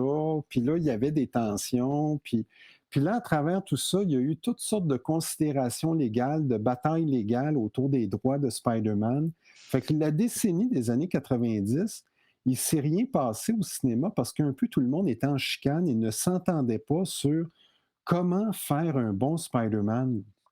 Mais parallèlement, dans les comics, l'équipe éditoriale de Marvel était confrontée au même problème. Comment faire un bon Spider-Man? Et là, dans les années 90, on dirait qu'il y avait une espèce de croyance qui commençait à s'installer dans l'équipe éditoriale de Marvel de dire on ne sait pas quoi faire avec quelqu'un qui est marié. Ça va suivre là, jusque dans les années 2000. Mhm. On ne sait pas quoi faire avec quelqu'un qui est marié, qui est adulte. Puis ça serait bien plus facile si on trouvait une façon de rajeunir le personnage, puis de faire en sorte qu'on retrouve un personnage qui est célibataire, qui a des problèmes d'argent, puis qui... Fait que là, on dirait qu'il y avait une espèce de pensée magique de transformer le personnage. Fait qu'au lieu de continuer son évolution de le transformer pour le ramener début vingtaine pour aller chercher un lectorat parce que, bon, les ventes allaient bien, mais pas si bien que ça. Parce que Mhm. dans les années 90, ben, on essaye là, de booster les ventes par toutes sortes de façons. Et là, ça nous a amené avec la seconde saga du clone, ce que tu parlais. Voilà. Le reboot. Et là, dans cette saga du clone-là, là, je suis désolé, je fais des spoilers parce que ben, ça s'est passé il y a quand même plusieurs décennies. Le 30 ans. On a le droit, là. On a le droit de spoil. On a le droit, c'est pas quelque Ouais. chose qui s'en vient. 30 ans, je trouve que c'est une bonne Ben, date. je le vois. Ouais. Mais le plan de match à ce moment-là, c'était de dire, OK, le clone de Peter Parker des années 70, il a survécu. Et là, on va ramener ce clone-là et on va faire une histoire qui va permettre à Peter Parker et Mary Jane de continuer à vivre leur vie de couple tranquille, où Peter Parker va se retirer, il ne sera plus Spider-Man, et son clone va devenir le nouveau Spider-Man, et son clone, ils ont donné un nom à ce moment-là, Ben Reilly. Yeah. Et c'était ça le plan de match avec la saga du clone. Et en même temps, ben, l'équipe éditoriale disait « Hey, on va en vendre des comics. » Et là, on avait à ce moment-là, ben, il y avait 4 séries de Spider-Man. Amazing Spider-Man, Spider-Man tout court, Web of Spider-Man, Spectacular Spider-Man. Ils ont rajouté Spider-Man Unlimited. Et là, il y avait toute la saga. Fait que là, à chaque semaine, il fallait que tu achètes un comic de Spider-Man pour suivre la saga du clone, puis avec le costume de Scarlet Spider qu'on vient de Qui voir. est, à mon avis, un des plus beaux costumes de Spider-Man. Oui, hein. et il est vraiment là, très... Puis il y avait des choses vraiment intéressantes à ce moment-là, mais il y avait des choses qui étaient... Et là, autant au début, cette histoire-là semblait vouloir tenir la route, puis autant à un moment donné, évidemment, quand on est plusieurs à écrire une histoire, ben, il faut qu'on se parle, il faut qu'on s'entende sur les mêmes idées, il faut qu'on aille dans le même sens. Et là, on dirait qu'à un moment donné, ben, l'équipe éditoriale de Spider-Man tirait de tous bords, tous côtés. Et cette seconde saga du clone-là a été pas tellement populaire. Alors, pour reparaphraser à nouveau un de mes bons amis, ça hurlait à nouveau dans les chaumières. C'est quoi cette phrase? Ça me fait rire. Ah, je veux juste attirer le regard des gens. Il y a Wallace qui est dans notre Discord, sur Discord, dans la section... il l'a mis dans le lounge. Il a mis plein de photos de qu'est-ce que JF parlait tantôt, là, le fameux film de Canon qu'il voulait produire de Spider-Man. Il a mis tout plein de photos en lien avec ça. C'est super intéressant. Fait que, Nice. continuez à écouter Twitch puis à regarder sur votre cellulaire. C'est super intéressant. Fait que continue, JF. Puis là, à ce moment-là, ben, on a quelque chose qui fait avancer le personnage. Dans le numéro 400 de Amazing Spider-Man, c'est la mort de Tante May. Tante May qui a été malade toute sa vie, puis que par moment, on se demandait... C'est pas la première tentative que Marvel faisait pour tuer Tante May. Ils l'ont fait dans le numéro 200, mais finalement, c'était pas ça. Elle avait été kidnappée, etc. Puis dans le numéro 400... Puis dans le numéro 400, mais le numéro 400, ça fait vraiment... C'était quelque chose de très bien parce que là, Tante May révèle à Peter qu'elle sait, dans le fond, qu'il est Spider-Man. Puis ça a fait un comic très touchant à l'époque. Mais après ça, ça partit en vrille. Qui est le clone? Qui est plus le clone? Là, c'est comme si les scénaristes voulaient tellement étirer la sauce que ça donnait une histoire. À un moment donné, Mary Jane est enceinte. À la couche, mais là, c'est pas clair. Est-ce qu'elle fait une fausse couche ou le bébé est kidnappé? Mais là, on a l'impression que le bébé est kidnappé. Puis là, à un moment donné, par un twist scénaristique que j'ai toujours pas compris, ben non, c'était pas le bébé qui était kidnappé. Finalement, c'est Tante May qui était vivante, mais c'est elle qui a été kidnappée. Là, on ramène Tante May. Hey, me Le semble, début me semble qu'il y a une série. différence entre une fausse couche et un kidnapping, là, je veux dire. Mais là, puis Ah, les finalement, gars, on apprend. ma connexion Internet, elle va-tu bien? Parce que là, je suis Ah, pas trop bien sûr d'avoir compris la connexion. Ouais, non, c'est ça. Non, ben Matt67, il vient de dire de quoi de trop drôle. Imagine si là, on était en train de spoiler No Way Home. Avec toutes ces histoires bizarres là. Mais en tout cas, mais là, puis là, finalement, coup de théâtre, on apprend que, parce que là, évidemment, les gens, il y a eu, Ben Reilly a été Spider-Man. Ouais. L'objectif a été atteint, il a été Spider-Man pendant un bref moment. Peter Parker s'est retiré, puis là, finalement, le coup de théâtre, c'est que finalement, c'était Peter Parker, le clone, pendant toutes ces années-là, puis Ben Reilly était le vrai Peter Parker, mais il Exact, savait c'est la juste pas. twist. Fait que Ah, là, ouais. ben, Peter puis Mary Jane ont pu vivre leur vie de couple pendant que Ben Reilly redevenait le vrai Spider-Man. Mhm. Mais évidemment, les fans n'étaient pas contents. Les ventes allaient pas bien. Là, on trouve une manière de ramener ça. Puis là, coup de théâtre, c'est Norman Osborn qui a jamais été mort pendant toutes ces années-là, qui est derrière toute cette machination-là. Écoutez, là, ça tenait pas la route. C'était vraiment... Over là, the top, un peu. Oui, et on est à l'époque aussi où Marvel, comme je vous avais raconté la dernière fois, a des problèmes financiers et sur le bord de la faillite. Ça va pas bien. Ils essayent toutes sortes de choses pour... Ils essayent de revamper les super-héros pour les mettre au bout du jour. Ils ont essayé... Ils ont fait la même chose avec Captain America, là, toute la question de Heroes Reborn...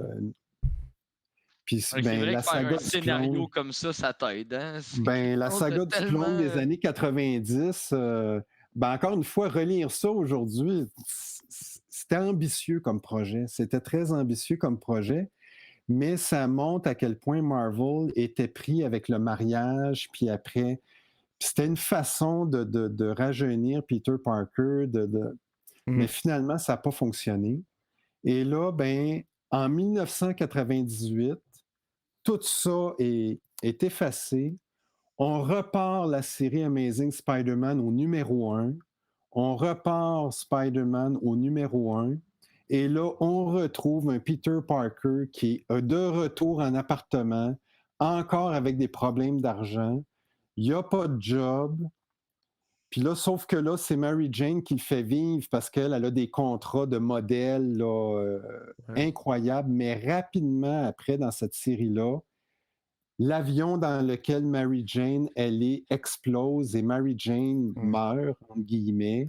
Et là, pendant un bref moment, ils ont même ramené John Byrne pour refaire une nouvelle origine de Spider-Man dans une série qui s'appelait Spider-Man Chapter 1, une série de 12 numéros où là, on revisitait les origines de Spider-Man pour les mettre au goût du jour. Mais c'est toutes des tentatives pour essayer de ramener Spider-Man et tout ça. Ça me dit rien, par exemple. En 98, ça? 98, 99, oui. Spider-Man Chapter 1. Ça va pas bien parce que ça a recommencé en 2000. Puis c'était pas très bon. OK. Je vais dire ça comme ça. C'est pour ça que je n'ai pas entendu parler. Mais puis, et là, ben, il y avait toutes sortes de tentatives à ce moment-là pour essayer de faire quelque chose avec le personnage. Puis parallèlement à ça, ben, dans les studios de cinéma, la chicane tire à sa fin et Marvel cède les droits de Spider-Man à Columbia, qui est une propriété de Sony. Et c'est en 99 que le deal se fait, non sans problème. Puis il y a eu des contestations judiciaires parce que le studio des années 90, il me semble que c'est Carolco, quelque chose comme ça, là, qui avait aussi les droits. Là, en tout cas, il y a eu des batailles judiciaires, mais il reste que au tournant des années 2000, là, on a enfin un studio important qui a les droits cinématographiques de Spider-Man. Et rapidement, le projet finalement qui a vu le jour, la trilogie de Sam Raimi avec Tobey Maguire dans le rôle titre, a vu le jour en 2002. Enfin, Spider-Man est au cinéma, puis enfin, on voit, puis avec des effets spéciaux qui étaient De bonne quand même qualité. de bonne qualité. Puis parallèlement à ça, dans les comics, au début des années 2000, ben, il y a 2 petites révolutions. Sur le titre Amazing Spider-Man, ben, Marvel engage John Michael Straczynski. Et là, lui, ben, il ramène Mary Jane. Finalement, il n'était pas morte. C'était un kidnapping par une espèce de sadique. Encore, comme Tante Oui. May. Exactement. On ramène Mary Jane. Puis là, on voit un Peter Parker adulte qui peut encore avoir des problèmes d'argent, mais là, il retourne à son ancienne école, puis il devient prof à cette école-là. Mhm. Ça a donné vraiment des histoires intéressantes où là, on voyait un Peter Parker mature, adulte. Comme dans la Animated Series, là. Il est adulte, il est mature, c'est plus un jeune enfant. Là. Exactement. Puis fait que ça, il y a ça qui se passe dans Amazing Spider-Man. Et parallèlement, il y a la série Ultimate Spider-Man qui voit le jour avec Bendis. Et là, les gens qui veulent voir un Spider-Man adolescent, ils sont servis à souhait. C'est une excellente série où là, on revisite au goût du jour les origines de Spider-Man avec un adolescent au goût du jour. Puis c'est vraiment une série de grande qualité. Fait que les gens qui veulent lire un Spider-Man adulte, ils vont voir à ce moment-là Amazing Spider-Man. Puis les gens qui veulent lire un Spider-Man adolescent, ils s'en vont du côté de Ultimate Spider-Man. Puis tu faisais référence à la série animée, j'ai oublié de vous parler, dans les années 90, il y a quand même un succès à la télévision. Ouais. C'est la série animée de Spider-Man de 1994. Qui est vraiment une série de qualité. Ça, c'est notre série. Puis qui a... et là aussi, c'est une autre série où il y avait le budget pour lui donner un costume complet. Puis avec des excellentes histoires, avec toutes sortes de vilains. Puis Venom était là-dedans. Puis il y avait toutes sortes de trucs là, qui étaient vraiment intéressants. Tu avais même des collabs avec les X-Men, avec Punisher. C'était tellement c'est bien vraiment fait. complet comme série. Là. Fait qu'avant d'avoir quelque chose de qualité au cinéma, il y a eu vraiment des trucs de qualité. En tout cas, dans les années 80, moi, je me rappelle, Spider-Man and His Amazing Friends, c'était vraiment très bien. Puis la série des années 80, attends. très bien. On va remercier Wallace. Un gros merci, Wallace. Qui envoie des... il vient de donner 5 subs. Cool, yes sir.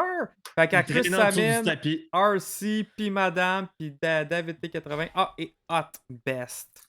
Fait que gros merci, Wallace. Merci. Thanks, man. Puis au cinéma, quand il y a eu la première bande-annonce de Spider-Man de Sam Raimi, le film qui allait sortir en 2002, cette bande-annonce-là, tout le monde capotait. Et petite chose qui était inusitée, à cette époque-là, dans la bande-annonce, évidemment, il n'y avait pas encore eu les attentats du 11 septembre. Puis dans la bande-annonce, on voit Spider-Man qui fait une toile gigantesque entre les... En fait, on le voit pas faire la toile, mais il y a comme un hélicoptère. Puis là, on devine qu'il y a une poursuite avec l'hélicoptère et on voit l'hélicoptère qui rentre dans une toile entre les tours jumelles du World Trade Center. C'est un beau trailer, un teaser en tout cas, mais ouais. Puis cette bande-annonce-là, rapidement, évidemment, avec les événements qu'on connaît, ça a disparu. Puis la bande-annonce a été rééditée pour enlever cette séquence-là. Mais la toute première bande-annonce du film, il y avait cette séquence-là qu'on voyait. Malheureusement. C'était super beau, bien fait. Je suis sûr qu'on peut retrouver ça sur. C'était assez YouTube, spectaculaire. Ouais. Moi, je me rappelle, j'avais trouvé ça très, très spectaculaire. Mais évidemment, à cause des événements qu'on connaît, là, ça avait disparu. Puis en 2002, on a le film de Spider-Man avec Tobey Maguire. Mais le film de Spider-Man arrive avec une innovation. il n'y a pas de lance-toile, c'est de la toile organique. Ouais. Mhm. La toile vient du corps de Peter Parker. Mais là, tu dis pas de... Tu dis ça, l'innovation, mais c'était pas... Les comics Ultimate, étaient pas, avec Bendis, c'était pas fait avant le film? Les comics Ultimate avec Bendis, c'était des lance-toiles. Ben C'était non. pas de la toile organique. Ben, il me semble que non. C'était vraiment des lance-toiles parce que dans les comics, ils ont toujours exploité le côté scientifique de Peter Parker. Oui, mais pas dans Ultimate. Ça fait vraiment longtemps que je les ai pas lus, là, mais Max, t'as l'omnibus devant toi, là. Il me semble que ça sort organique. Où ça l'a sorti organique, c'est qu'à un moment donné, dans Amazing Spider-Man, ils ont fait une histoire, ils ont fait 2 tentatives. À un moment donné, il y a eu une espèce d'histoire où ils sont... Il y a un rage quit.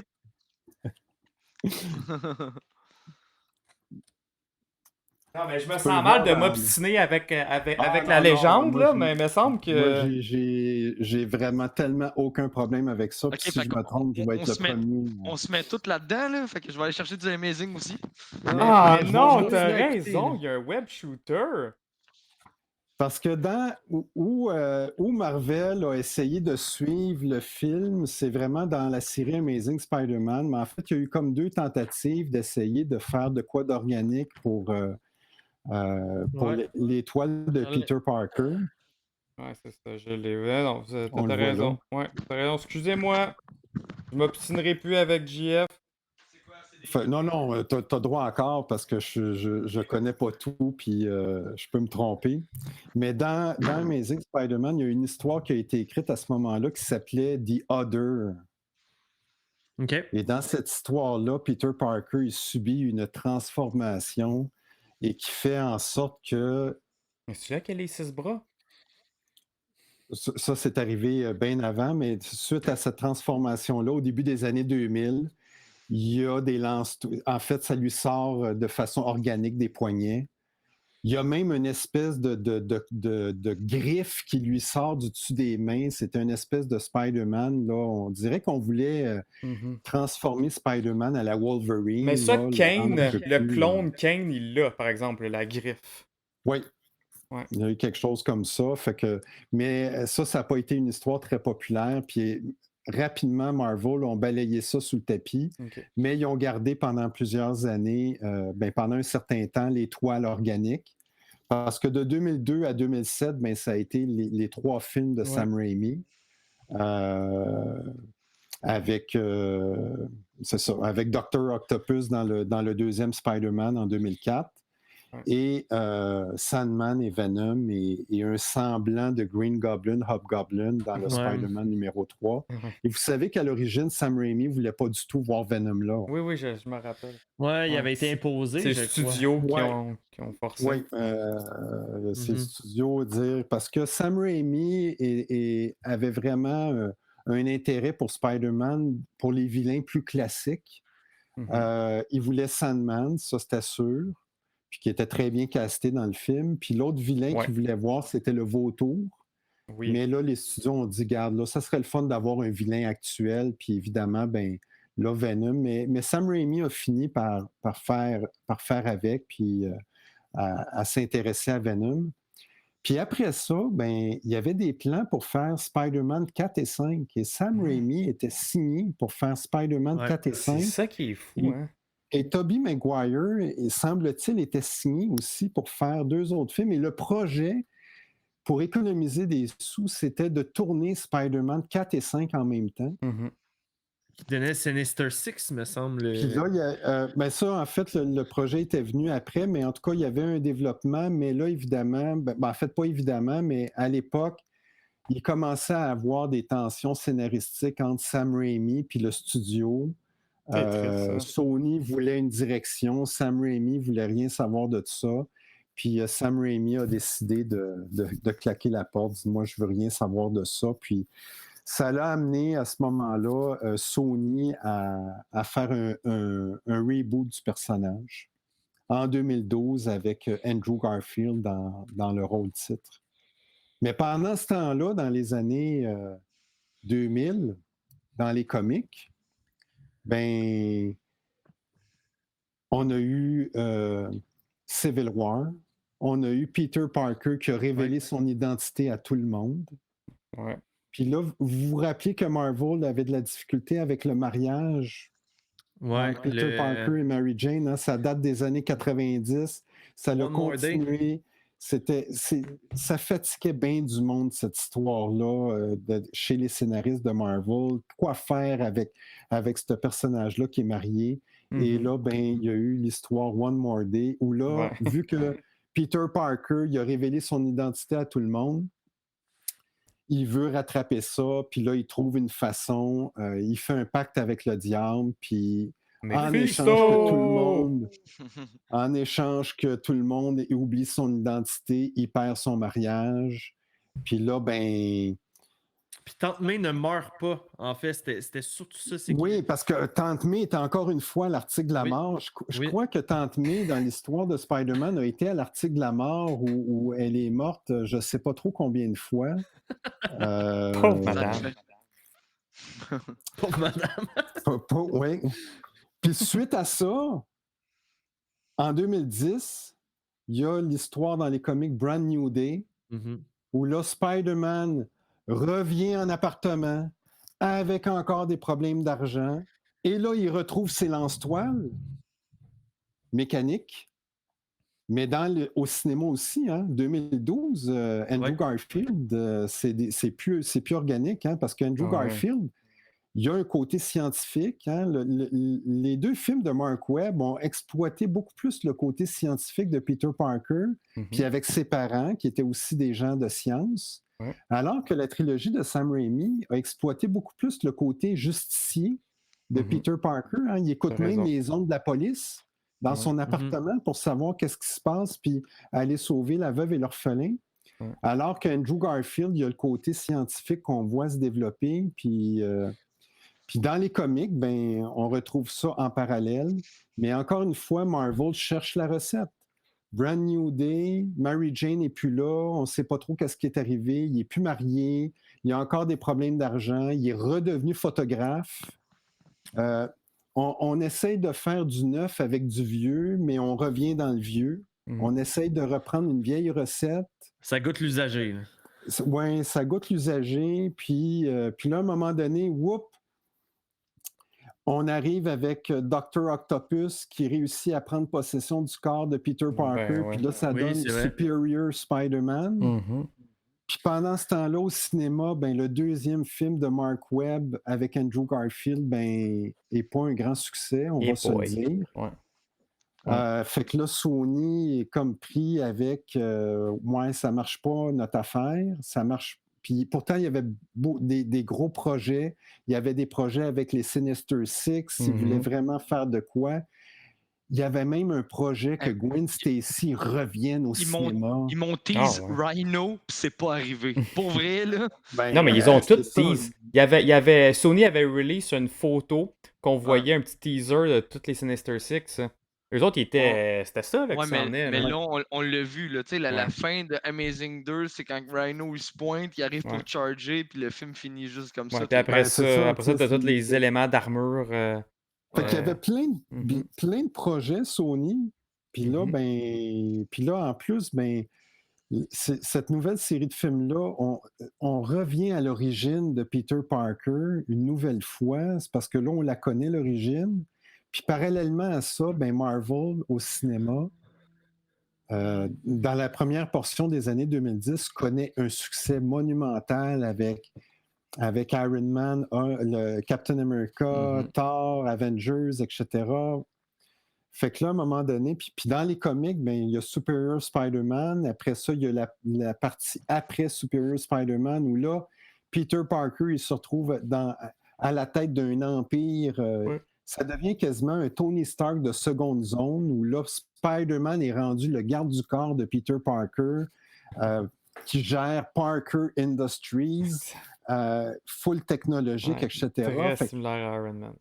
Mais c'est sûr qu'on pourrait argumenter que le personnage a avancé. Hein, il n'y a plus de problème d'argent, il n'est plus en appartement. Mais en Mais même là, temps, on est vraiment quelque chose qui... mais moi, je trouve ça bien, ça. Puis là, justement, tu remplaces le jeune Peter Parker adolescent par Miles. Tu sais, Puis Peter là, ben, continue, ouais, ben Miles exactement. est Il y a jeune. comme de quoi. Puis là, ben, au milieu des années 2010, ben là, Marvel veut vraiment utiliser Spider-Man dans les films parce qu'ils ont, avec Civil War qui s'en vient, etc. Et là, il y a des négociations avec Sony. Puis Sony, ben, ils ont perdu de l'argent avec le deuxième Spider-Man. En tout cas, ça n'a pas été comme ils Ouais, pensaient. c'est sûr. Puis là, ben, Andrew Garfield est pas sûr de reprendre le rôle. Mark Webb est pas sûr de vouloir continuer. Là, Andrew Garfield, quand il sait que Mark Webb est pas sûr de vouloir continuer, ben lui, ça y tente moins. En tout cas, là, il commence à avoir... ça branle un peu. Puis ben, en 2015, il y a l'entente entre Sony et Marvel pour avoir un personnage où ils se partagent.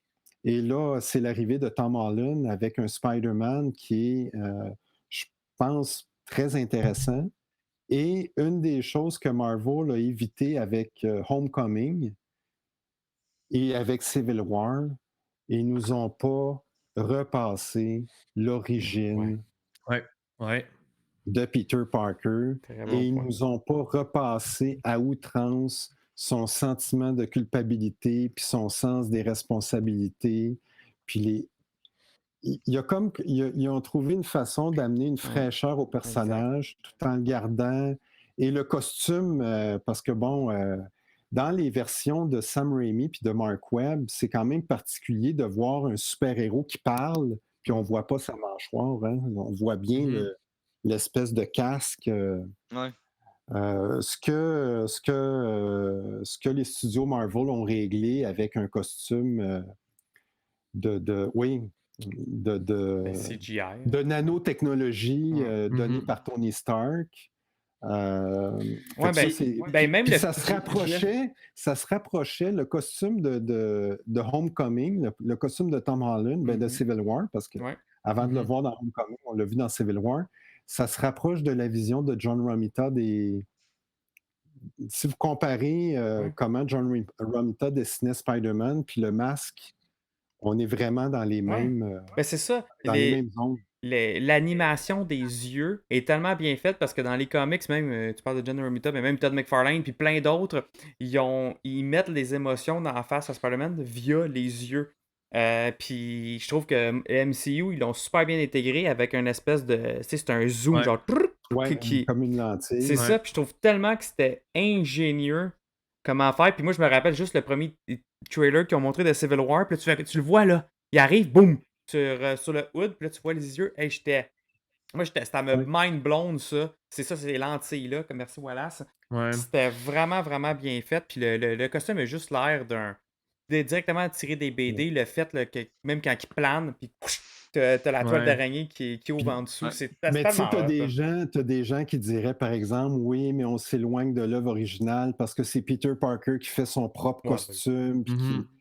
En même temps, dans Civil War, quand on a la rencontre entre Tony Stark et Peter Parker la première fois, ben, on comprend que Peter Parker il a fait ses propres lance-toiles. Ouais, ouais. Il a quand même fait ses propres trucs. Bon, il y a un costume avec une espèce de hood, là. Puis, Ouais. Qui ressemble mais- un peu à Scarlet Spider. Là. Scarlet Ouais, c'est Spider. ça, mais c'est ça. Mais il y a comme de quoi, mais je pense que ça donne quelque chose d'intéressant là, dans les cinémas. Puis, Mais JF, pendant ce temps-là, puis ouais, juste c'est pour ça. conclure, pendant J'ai ce peut-être juste temps-là, manqué. ouais. Juste manqué un petit bout parce que, écoute, mon téléphone allait mourir. Fait que j'ai été chercher ma charge le plus vite possible. Est-ce que tu avais parlé de la fin de cette histoire-là et la renaissance d'un autre? T'en avais-tu parlé? T'en as-tu glissé un mot? Non, Ok, c'est bon. non, parce qu'à travers, ben, effectivement, à travers à travers tout ça, ben, pendant que dans Amazing Spider-Man, puis dans le côté Spider-Man adulte, on essaye toutes sortes de choses avec Brand New Day, Superior Spider-Man, puis là, le Peter Tony Stark, ben, Ultimate Spider-Man, ben, à un moment donné, ben, dans l'univers d'Ultimate Spider-Man, Peter Parker finit par mourir. C'est d'ailleurs la deuxième tentative pour tuer le personnage. Ok. Mais puis là, ben, il y a l'introduction de Miles Morales, qui est une des bonnes introductions de nouveaux personnages des dernières années, puis qui a rapidement été chercher l'aval des gens. Ouais. Un personnage intéressant. Mais évidemment, vous voyez que Marvel essaye toujours de se rapprocher du Spider-Man adolescent, comme si pour être Spider-Man, fallait être un ado. Ouais. On voit, Tout le temps. Tout le temps, tout le temps, tout le temps. dans l'histoire des comics, c'est cyclique. Sauf qu'il y que a eu des là, tentatives, puis- ce reboot-là, c'est très rafraîchissant. On sort de la zone de confort. Là. Oui. C'est un autre personnage, mais on reste avec le même concept. Exactement. Mais il y a fort à parier que peut-être que dans 10-15 ans, on va avoir un autre Spider-Man. Il va avoir de quoi qui... Mais écoute, je viens de lire, là, ça l'avait commencé en 2011, ce run-là de Miles. Et on est en 2021, ça fait déjà 10 ans, et Miles est encore un jeune adolescent. Je sais qu'il y a eu un comic où est-ce que Miles était un vieux monsieur avec une barbe grise, puis il faisait encore ce qu'il faisait de mieux, tu sais, avec le Spider-Man. Mais Miles a tout le temps resté un jeuneau. Oui, mais tu vois, tu sais, Ultimate Spider-Man, le Peter Parker d'Ultimate Spider-Man, ça a duré une dizaine d'années. Puis à un moment donné, ben OK, la recette est en train de s'épuiser, puis Bendis et Marvel sont arrivés avec quelque chose de très rafraîchissant avec Miles Morales. Ouais. Puis l'autre chose également, hein, ça prend à un moment donné, ça prend une plus grande représentativité dans les comics. Hein. Si on regarde les comics historiquement, hein, c'est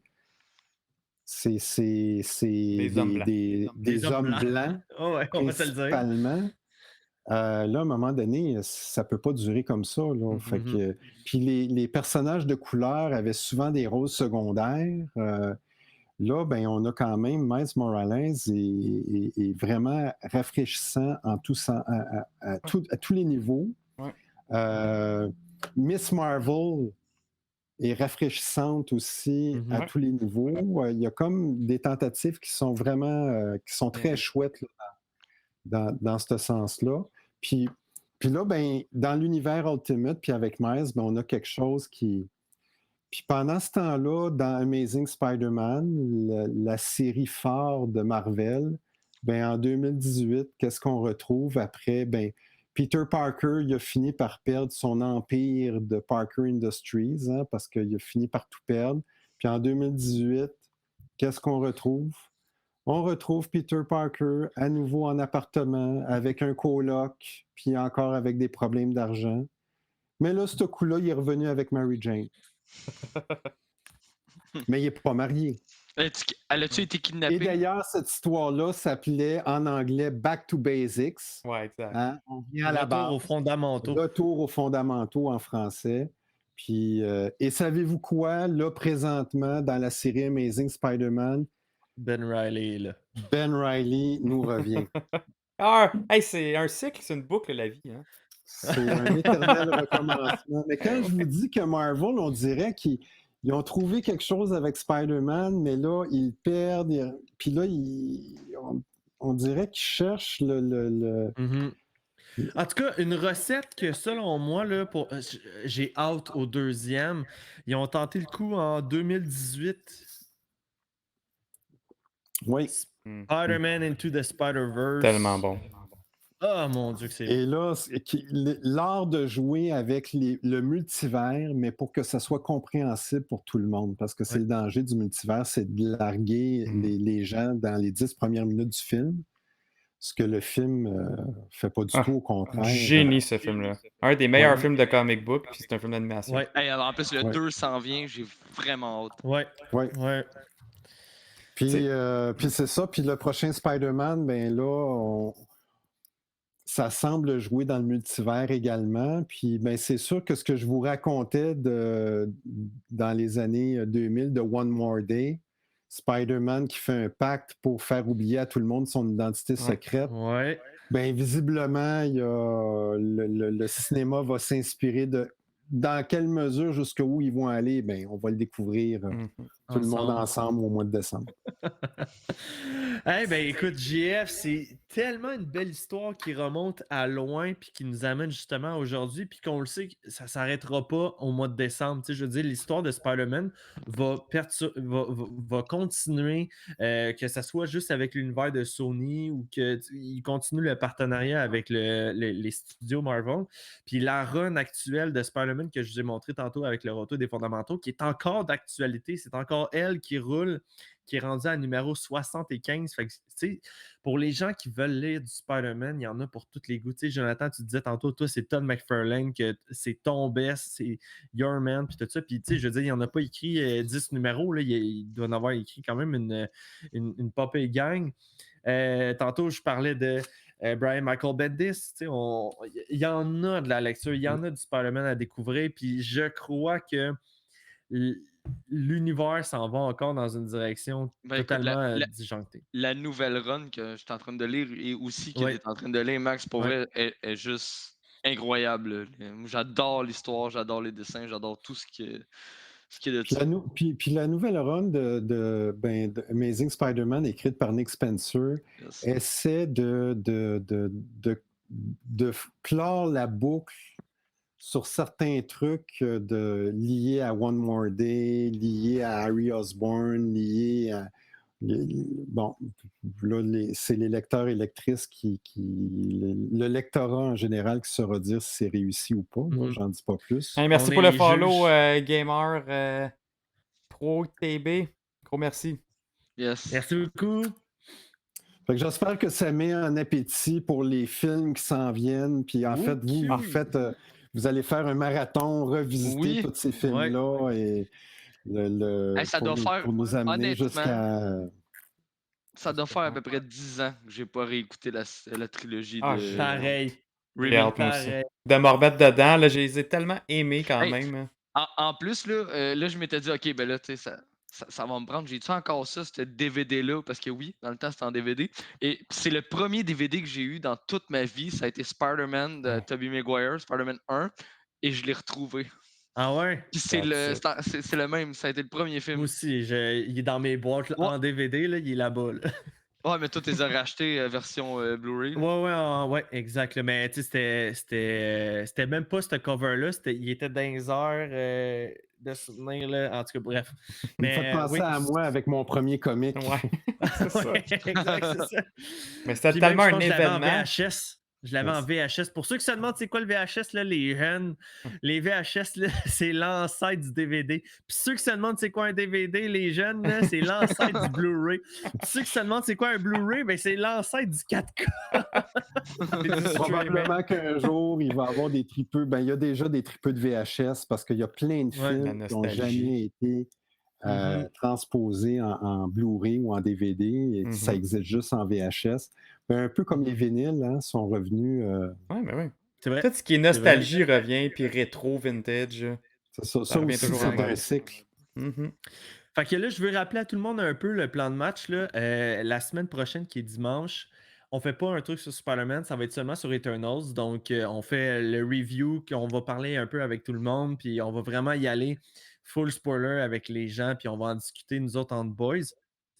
Puis, c'est par la suite, c'est-tu lundi ou c'est le dimanche d'après? J'ai pas le calendrier avec moi. Mais après ça, là, du Spider-Man non-stop. On va vous avertir Noé d'avance. Là, on va commencer avec le Spider-Man 1 de Sam Raimi. Fait que je sais qu'en ce moment, il n'est pas disponible, que ça soit sur Netflix ou que ça soit sur Disney+. Fait que pour ceux qui se demandent où est-ce qu'ils pourraient l'écouter dans la légalité, je crois que YouTube font des locations de films. J'en ai même fait un hier. J'ai écouté quelque chose sur YouTube. Ou sinon, ben, essayez de vous le commander soit par Amazon. Je sais qu'eux autres livrent assez vite. Donc, en plus, écoute, c'est des films à avoir dans sa collection personnelle, selon moi. Donc, mais pour le streamer, les gars, j'ai aucune idée où est-ce qu'on peut trouver ces films-là. Ben, le premier Spider-Man, il est sur Netflix, par exemple, de Sam Raimi. Ok, il l'est. Lui, il est bon. ça, c'est peut-être même le 2, je pense, c'est le 3 qui est pas là, en tout cas. Ok. Vous irez voir. Ok. Mais le premier, il est là. Ouais, super, c'est Il est ça. là. Bonne chasse au trésor. Ouais. Fait que, JF, je te remercie vraiment beaucoup encore de t'avoir prêté au jeu aujourd'hui. Tellement de connaissances générales poussées. Malheureusement, on ne te verra pas pour le mois de décembre parce qu'on va être en plein milieu de notre marathon. Mais merci de nous avoir comme amené à commencer ce marathon-là en force avec toutes tes connaissances de Spider-Man dans l'histoire de Marvel. C'est super intéressant. Puis en plus, tu as jonglé entre les BD, les films qui sont sortis, puis tout ça, puis tu as fait des parallèles entre les deux que j'ai trouvé super intéressant. Puis, écoutez, si vous avez aimé votre expérience avec GF, GF a une boutique physique à Prévost qui s'appelle Imagine Comic, comme que vous avez écouté depuis le début du podcast.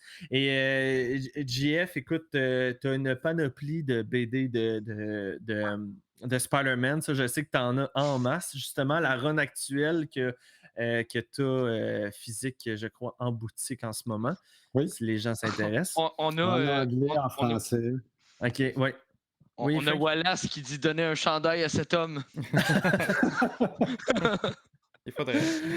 Ouais, exact. J'espère Ouais. que ça a pu intéresser les personnes qui étaient à l'écoute ou je ne sais pas s'il y avait des questions. Oui, ben, il y avait une question en fait qui concernait quel est ton Spider-Man à toi préféré? Au cinéma ou dans les comics? Confondu, au pire les deux.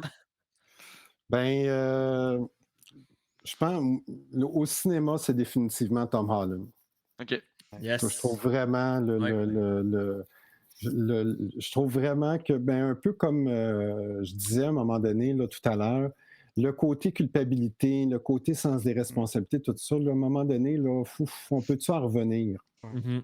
Puis je trouve que Tom Holland, puis de la façon que les films sont écrits, ben oui, il est tourmenté, oui, il essaye de faire du mieux qu'il peut, puis oui, mais en même temps, c'est pas perpétuellement oh mon Dieu, la vie va donc bien mal et tout ça. Dans la première trilogie de Sam Raimi, je trouvais que Tobey Maguire, à un moment donné, là, c'était lourd.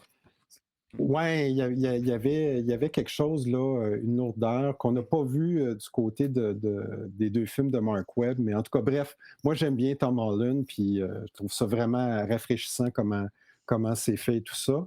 Dans les comics, moi, j'ai le Spider-Man de mon enfance, c'est le Spider-Man des années 80. Il y a vraiment des bonnes histoires là-dedans que je me rappelle avoir lu, mais en même temps, Spider-Man, c'est un personnage que j'ai accroché, décroché, décroché pendant toutes ces années-là.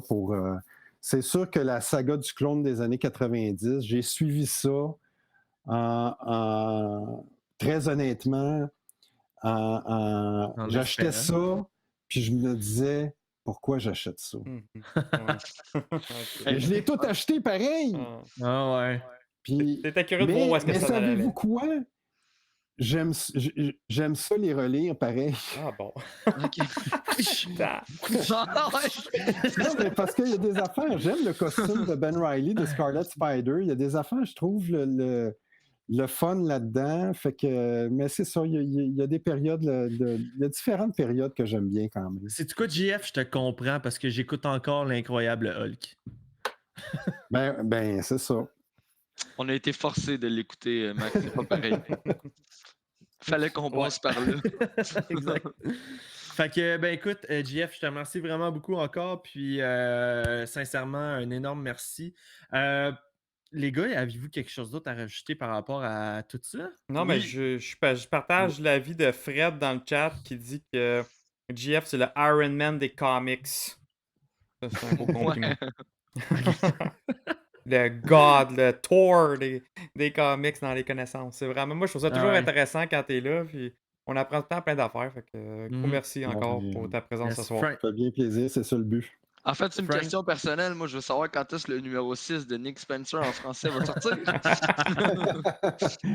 Écoute, tout ce qui vient de la France présentement, on ne sait pas trop. Tout est en retard. C'est fou. Puis même même que cette semaine, on reçoit, parce que les histoires de Venom, King in Black en français n'est pas encore arrivé au Québec. Fait que cette semaine, on reçoit King in Black volume 2, mais on n'a même pas reçu le volume 1 encore. What? Il est arrivé la même chose avec les Dawn of X de X-Men. Oui, exactement. Ouais. Fait qu'il y a vraiment Il des, va-tu en des- avoir des d'autres de ça? problèmes de. De shipping. Ouais. Oui, Dawn of X, je pense que Dawn of X 12, 13 et 14 arrivent cette semaine, Maxime. Ça va me coûter cher. Puis on n'en a pas eu un depuis le mois de Mais non. juin. Max, y a-tu vraiment une différence avec d'habitude quand tu rentres là? C'est une bonne question, ça, Francis. Mais en tout cas, moi, je passe cette semaine, JF. Quand j'ai un petit temps libre, je vais passer venir Ouais. chercher mes choses. Fait Je toujours travaille, plaisir. je travaille à littéralement 15 minutes de là. C'est pour ça que jeudi, je m'en Ouais. viens en descendant. Mais moi, je pense Ça que me je suis fait dû pour toujours faire une plaisir de commande. vous recevoir et de recevoir quiconque passe par la porte de la boutique. Toujours un Yes. service de feu. Yes. Fait que, puis, hey, écoute, je sais, elle est jamais là quand on fait un podcast, mais je veux remercier aussi Isabelle. Isabelle, ta conjointe, que des fois, Oui. quand c'est pas toi qui es là, c'est elle. Isabelle, si elle ne connaît pas la réponse, la réponse à la question que vous posez, elle va appeler JF. JF va être sur Intercom puis il va essayer de répondre avec vous autres. Inquiétez-vous pas. En plein cours au cégep. Non, ben. Mais Isabelle est souvent un peu dans l'ombre parce que vous voyez tout le temps JF au podcast, là, mais derrière chaque grand homme se cache une grande femme, puis Isabelle est une grande femme, puis je voudrais prendre Je un petit 2 minutes confirme. pour la... Ouais, elle n'est pas très grande, mais c'est... Mais Isabelle, c'est sûr qu'elle n'a pas les mêmes connaissances de comics ou les mêmes intérêts, quoique les films, elle adore ça. Là, quand il y a un film, on va toujours le voir, puis elle a vraiment un intérêt, puis pour d'autres types de bandes dessinées. Mais Isabelle, ce qui est important pour elle, c'est les humains. Fait que le contact avec les gens, le caring avec les gens, c'est